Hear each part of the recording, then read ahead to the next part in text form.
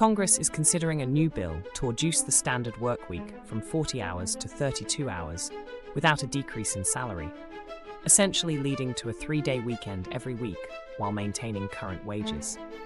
The proposed 32-hour Workweek Act aims to adjust overtime regulations and guarantees that workers' pay will not be reduced with the shortened hours. The proposal is stirring diverse opinions, with some viewing it as positive legislation and others expressing serious concerns.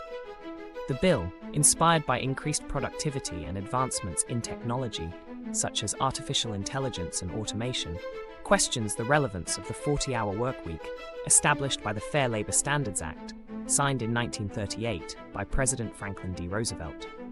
Senator Bernie Sanders, who introduced the bill, argues that with Americans being 400% more productive than in the 1940s and many working over 40 hours a week, a 32-hour workweek is more suited for contemporary society.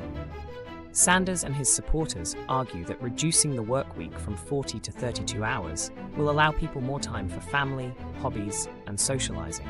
This, they say, will lead to happier individuals and, as a result, increase work productivity, contributing to a healthier and happier society.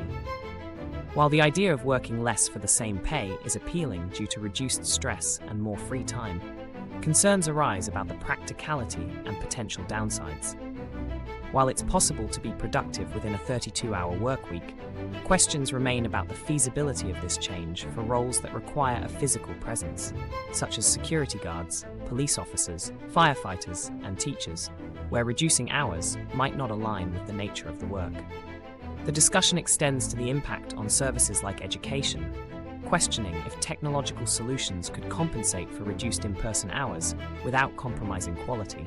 Given the ongoing labor shortage, the suggestion that businesses can easily hire more staff to meet the need for millions of additional work hours is dubious at best. Trials of a 32-hour workweek have been conducted in various countries, including the UK, Spain, South Africa, and Japan, with companies reporting positive outcomes such as increased employee happiness and productivity. However, the widespread adoption of such a schedule has been limited. One reason might be the time it takes for the benefits to be widely recognized. Another factor could be that many of these trials were supported by government subsidies, a detail not often highlighted. This financial support might lead businesses to report favorable results, as the experiment's costs were covered by the government, ultimately burdening taxpayers through potential inflation and higher taxes. A major concern is what happens to the wealth gap if a 32-hour workweek becomes standard.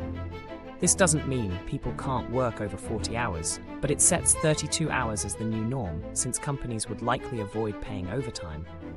However, top executives and business owners who are salaried and often work much longer hours wouldn't be affected. They might continue working 80 to 90 hours a week, potentially leading to greater wealth disparity. For these reasons, it's doubtful such a bill would pass at the moment.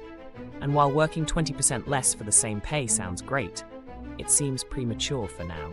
Technology improvements in the future might make this more feasible, but we aren't quite there yet.